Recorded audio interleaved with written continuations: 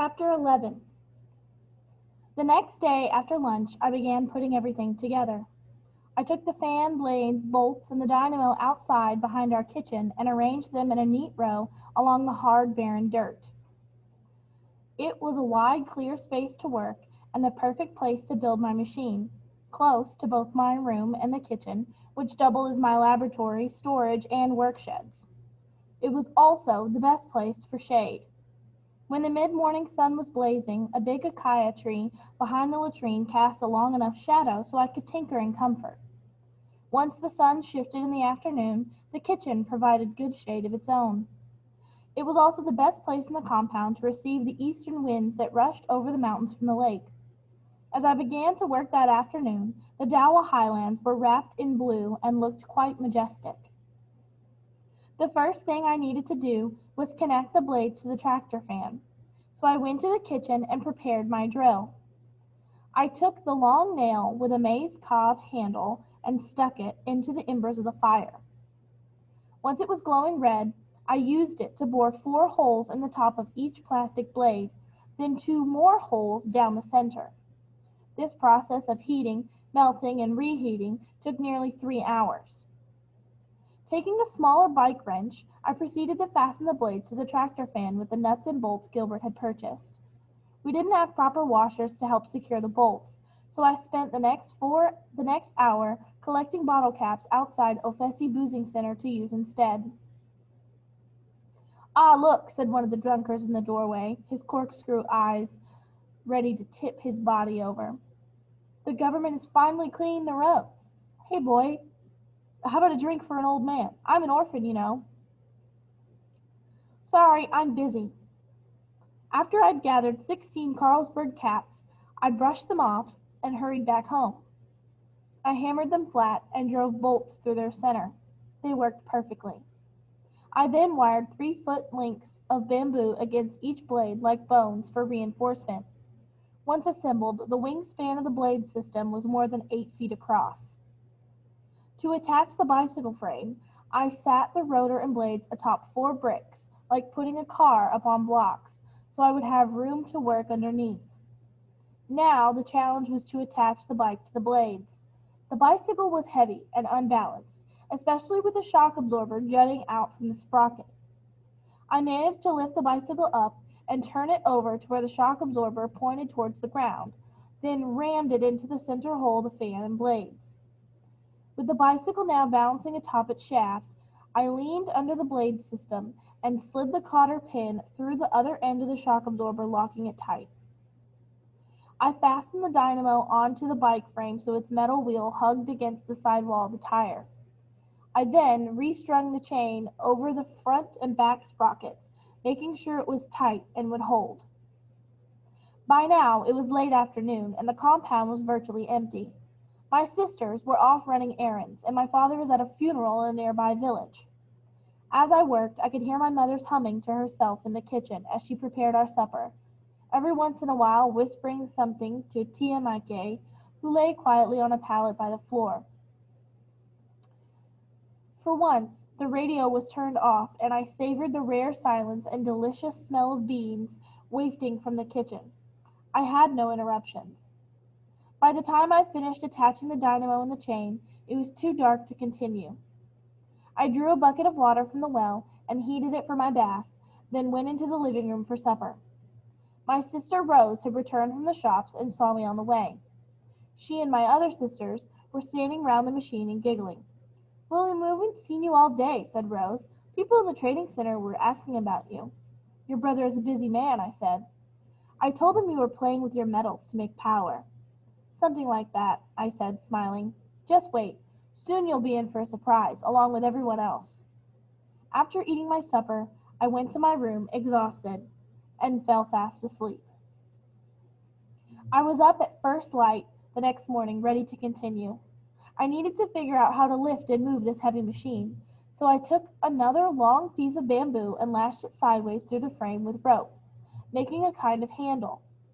My plan was to build a tall wooden tower and put the machine on top of it, but first I wanted to see if it would actually work. For this, I'd need a temporary tower. I had another piece of bamboo that was more than 6 inches wide. Using the hot nail drill, I bored a hole through the top, then drove the pole into the red soil. As I was doing this, I saw Geoffrey riding up on his bicycle. He was returning from Chimbumba. It happened to be his day off, and he was coming to visit me. "Hey, man, just in time," I said. "Is this the same project you were working on?" "Yeah, this is everything. I'm glad you're here, friend. Help me lift this thing and fasten it to the pole." We locked the wheel with a bent bicycle spoke to keep it from spinning, then carefully lifted the machine. Using wire and tire rubber, Geoffrey fastened it to the tight to the pole. "Oh, look at it," he said. I walked around the windmill, staring at it from every possible angle, as if it were a strange beast. "It's beautiful," I said. "Shall we?" he asked. "We shall." Geoffrey unhooked the spoke from the tire, and the blades began to spin. It was slow at first, then got faster and faster. Within seconds, the blades began spinning so quickly the chain snapped in half, and the pole nearly tipped over. "Hold it!" I shouted, and Geoffrey and I caught the machine before it crashed to the ground and broke apart. Luckily, the hole I'd dug was a little too wide, and I was able to twist the pole and turn the machine out of the wind's direction. Once the blade stopped spinning, I began to work on fixing the chain, a task that took 2 hours.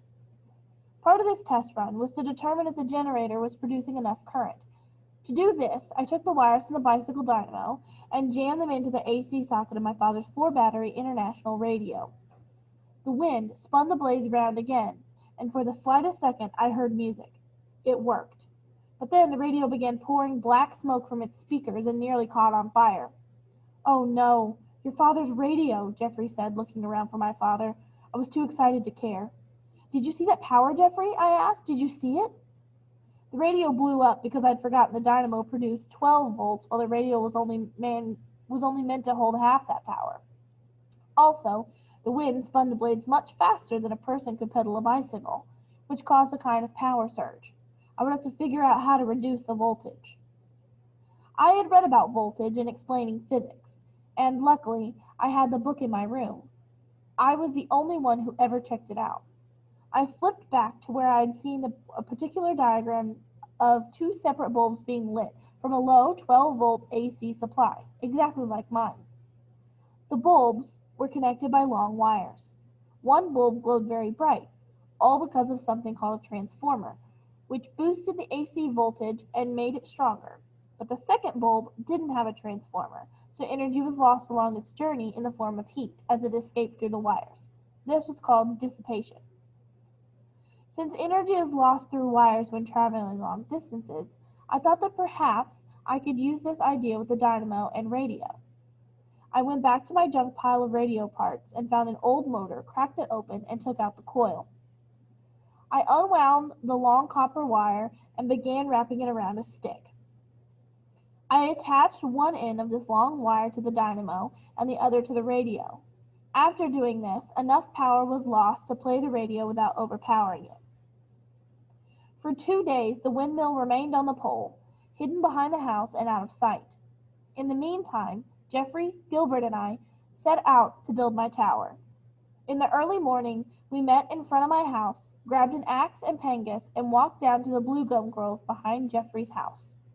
This was the same forest where I'd been convinced I'd been bewitched by the bubblegum man, the same forest where I'd accepted magic and been defeated, and now I was back there to cut down trees, to build a ladder to science and creation, something greater and more real than any magic in the land. We walked slowly through the forest, looking carefully at each tree. Finally, we chose one that was about 6 meters high. "Is this tall enough?" I asked, thinking out loud. "Strong enough?" Gilbert and Geoffrey both nodded their heads. "Then let's proceed." The 3 of us tore into the trunk with our blades, and after 10 quick minutes, the tree crashed to the ground. We then used the pangas to prune the branches and our hands to strip the bark. We felled 2 more trees just like the first one, and worked into the afternoon, stripping them clean. By 3 o'clock, we were hoisting them onto our shoulders and carrying them home. Just behind my bedroom, we dug 3 holes at 1 meter deep, each equal distant from the other. To fend off the termites, We wrapped the bottom of the poles in black plastic jumbos and buried them in the holes. Geoffrey had volunteered his pay from the maize mill to buy a bag of nails. Using the branches we'd cut, we begun nailing reinforcements lengthwise like rungs of a ladder, starting 4 feet up so the children wouldn't be tempted to climb. Once the first rung was nailed in place, we'd climb and nail the next one, using the back of an axe as a hammer. By sundown, the tower was built. It stood 6 feet high and was steady, but from a short distance away it appeared more like a wobbly giraffe who'd had too much cachasso. "Get some sleep, gents," I said. "Tomorrow we raise the machine." Gilbert and Geoffrey showed up around 7 the next morning. The windmill's frame weighed about 90 pounds, and I knew the only way we would get it to the top was to use some kind of a rope and pulley. I didn't have a strong enough rope, so I used my mother's thick clothesline wire instead. Detaching the clothesline from its post, we then fastened it to the windmill's bamboo handle. Taking the other end, I climbed the tower and hooked the wire over the top rung, then dropped it down to Gilbert. Geoffrey stood below on the middle rungs to guide the machine as it went up. Standing there, I could see across the top of the acacia tree to where the patchwork of fields joined the highlands. "Okay, Gilbert," I yelled, "bring it up." Carefully, he began pulling the wire. First, the windmill's handle lifted slowly. Then the frame rose and wobbled into the air. "Easy now." The three of us pulled at the wire with all our strength. "Come on, guys," I shouted. "Let me see your muscles." "I'm pulling all I can," Gilbert said, straining with the clothesline. "Don't let it slip, Geoffrey." "You do your job and I'll do mine," he replied. Little by little, the windmill made its way up the tower. With each pull, it swung slightly and banged its cumbersome blades against the tower's wood frame. A couple of times it got stuck on the tower rungs, and Geoffrey had to knock it loose. "Don't let the blades break." "I got it." It took about half an hour, but we finally had it close to the top. When the handle came within reach, I grabbed hold and screamed down to Gilbert, "Tie it down!" Gilbert looped the wire around the base pole, and the windmill held. Once I had a good grip, Geoffrey joined me at the top to secure it in place. The day before, we drilled 2 holes into the wooden poles using hot bolts from a bike hub. Drilling flat bolts into an 8-inch wooden pole with my cooking fire drill takes a long time to do. We'd also taken the bicycle to Godson's shop and had him use his welding torch to blow 2 corresponding holes into the frame's cross beam. As Geoffrey pulled the bolts, washers, and nuts from his pocket, I held the windmill steady and aligned the holes. I could feel the machine straining in my hands. "Make it fast, this thing is heavy," I said. "I'm trying. Just be tough and let me finish." Geoffrey inserted the bolts and tightened them with the wrench. Once the windmill was fastened, we looked at each other and smiled. It felt sturdy and very strong. Sweat poured down my face and cooled with the breeze. I could hardly wait to watch the blades spin. While Geoffrey made his way down the tower, I remained atop my perch, taking in the scenery. To the north, I could see the iron sheet roofs of the trading center and the brown row of huts that sat behind the main road. Then something strange began to happen. A line of people began trickling through the alleys from the shops and heading in my direction. They'd seen the tower from the market and were walking towards my house. Within a few minutes, a dozen people were gathered at the base.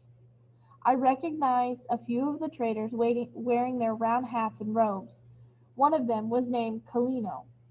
"What is that thing?" he asked. Since there was no word in Chichewa for windmill, I used the phrase "Magetsi a mfeo." "Electric wind," I answered. "What does it do?" "Generates electricity from the wind. I'll show you." "That's impossible," Colino said, smiling. Then he turned to get a reaction from the crowd. "Looks like a transmitter. And what kind of toy is that?" "Stand back and watch." I jumped down from the tower and ran to my room to get the final piece. That morning I'd found a thick reed and cut a section about 10 inches long, the perfect size to hold the dynamo's small light bulb. I then wrapped a long copper wire around the base of the bulb and strung it through the reed so that one end dangled out the side. This was my socket. With the reed and bulb in my hand, I climbed the tower again and twisted its wires against the ones from the dynamo. As I did this, more and more people arrived. I watched the chorus below from the corner of my eye. "What do you suppose he's doing now?" asked a farmer named Banda. "What is the misala from the scrapyard, my chil—" "This is the masala from the scrapyard my children spoke about," a fat man answered. "His poor mother." Looking out, I saw my parents and sisters hanging at the back of the crowd, eyes wide and waiting. Their jaws hung slightly open. Their jaws hung slightly open, as if there were seconds left on the clock and I had the ball. By now, my movements were automatic. I'd practiced this moment for months. Aside from my family, about 30 adults had now gathered, and just as many children. They pointed at me. "Let's see how crazy this boy really is. Quiet down, this is going to be a good show." A steady wind whipped through the rungs of the tower, mixing the smells of chain grease and melted plastic. The bent bicycle spoke remained jammed into the wheel to hold it in place, but now the machine groaned against the breeze as if begging me to release it. "Here it goes," I thought. I grabbed the bicycle spoke and jerked it loose. When I did, the blades began to turn. The chain snapped tight against the sprocket, and the tire spun slowly, creaking and groaning at first. Everything was happening in slow motion. It needed to go faster, immediately. "Come on," I begged. "Don't embarrass me now." Slowly, the blades picked up speed. "Come on," I thought. "Come on." Just then, a gust of wind slammed against my body, and the blades kicked up like mad. The tower rocked once, knocking me off balance. I wrapped my elbow around the wooden rung as the blades spun like furious propellers behind my head. I held the bulb before me, waiting for my miracle. It flickered once. Just a flash at first, and then a surge of bright, magnificent light. My heart nearly burst. "Look," someone said, "he's made light." "It's true what he said." A gang of school kids pushed through the crowd so they could see better. "Look how it spins," they said. It was glorious light, and it was absolutely mine. I threw my hands in the air and screamed with joy. I began to laugh so hard I became dizzy. Dangling now by one arm with the bulb burning bright in my hand, I looked down at the eyes below, now wide in disbelief. "Electric wind!" I shouted. "I told you I wasn't mad." One by one, the crowd began to cheer. They raised their hands in the air, clapping and shouting, "Wachitabwimba, well done! You did it, William. We doubted you, but look at you now." "I did it," I said. I'm going bigger now. Just wait and see." The adults began shouting questions up to me, but the noise of the blades ripping the wind behind me drowned out their voices. They crowded around Gilbert and Jeffrey instead, grilling them on the details. These guys couldn't stop smiling. I stood up there for about 30 minutes, taking in everything around me. It was a good place to stand and soak it all in. I only climbed down after the bulb became too hot with current and I had to let it go. Late in the afternoon, I wired the bulb to the top rung of the windmill and left it. I was still high from the experience and needed to burn off some energy, so I went to the trading center to bask in the glory. From the market stalls, I could see the light at the bottom of the valley, flickering through the heat waves. I stood there for quite a while, just watching it. "What's that thing down there?" said a man nearby, clutching a sack of tomatoes. "It's catching the wind just like a helicopter." The tomato seller was named Maggie, a friend of my mother's. "Well, the owner is this boy there," she said. "Why don't you ask him?" "Is this true?" "How is that possible?" I explained it to everyone the same way. "I still don't understand," he said. "I need to come see myself." For the next month, about 30 people showed up each day to stare at the light. "How did you manage such a thing?" they asked. "Hard work and lots of research," I'd say, trying not to sound too smug. Many of these onlookers were businessmen from other districts who'd come to trade in the market. To the traveling traders, The windmill became kind of a roadside attraction, a must-stop while passing through Wind Others came on bicycles from outer villages, with chickens and sacks of maize strapped to their bikes with tire rubber. Women carrying flour on their heads stopped and spoke to my mother. "God has blessed you," one said. "You have a child who can perform wonders. You'll never complain about kerosene."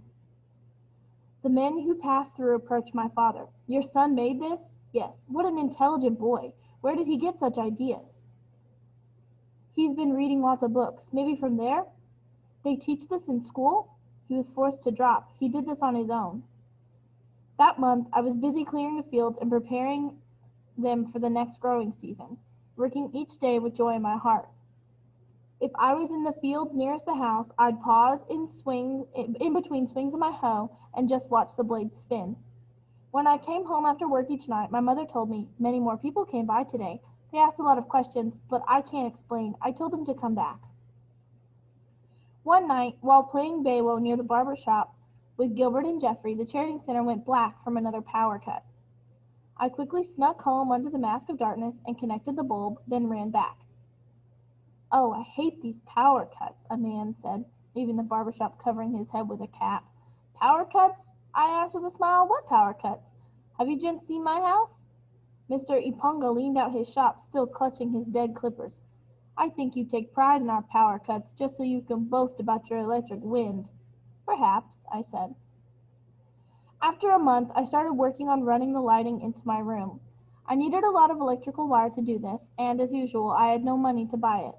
A couple days later, Gilbert and I were hanging out at Charity's house near the trading center when I noticed meters and meters of insulated copper wire, just the kind I needed, being used as his clothing line. In the corner of the room sat a large spool. "Hey, man," I said to Charity, "how can you play around with wires like this when I need them so much?" Charity said he'd been given the wire as payment for some work he'd done with his uncle, who was a trucker.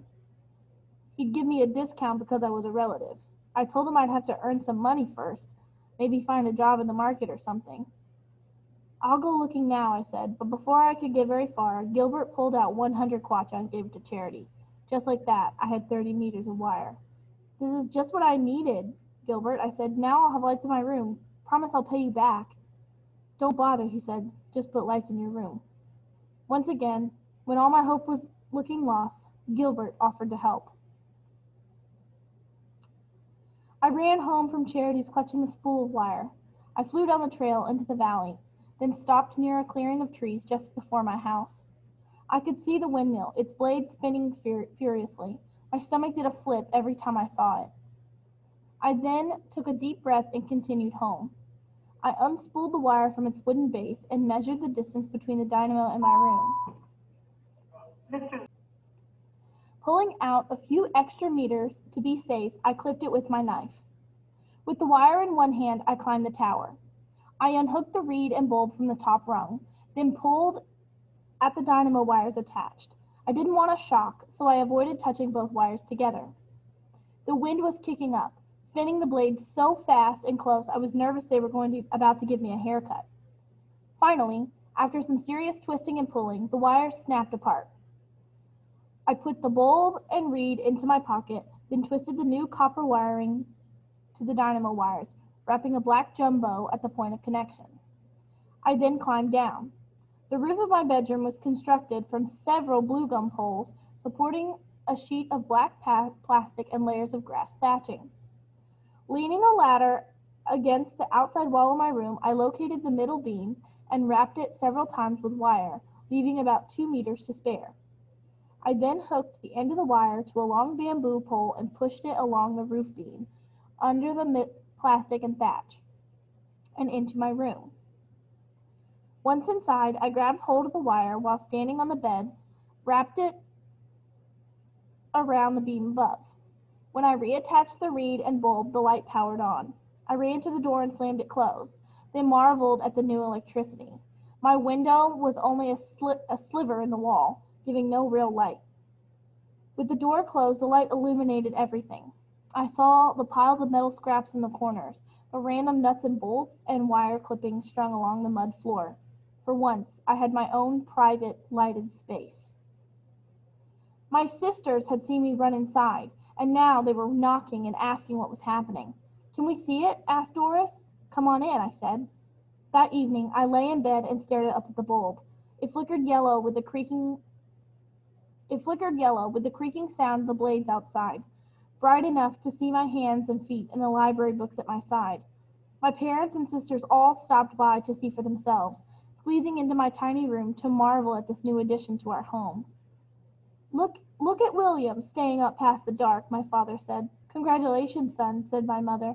You know, we'd also like our rooms to have these lights. Think you can manage? Oh, I joked, are you sure you want to use electricity generated by a madman? You proved everyone wrong, she said, smiling. But I admit, I did worry about you. What if the wind stops blowing? Asked Rose. Well, I said, the light goes off and I'm stranded. But I'm already thinking of a plan for having a battery. Once I had more wire and a car battery, I explained, I could store electricity for the times when the wind stops blowing. It could also provide light for the entire house. It would have to be done little by little, but once completed, it would save my parents the money they normally spent on kerosene, and that was just the beginning. The next machine would pump water for our fields. One day, windmills would be our shield against hunger. That night, I was too excited to sleep. After everyone went to bed, I stayed awake and flipped through explaining physics, preparing for the next step. Every now and then, I stopped what I was doing and looked up at the light and the way it blinked and flickered. The warm glow painted the walls and the pages of the book and shined against the red clouds of dust pushed in from outside. As usual, that night a strong wind was blowing.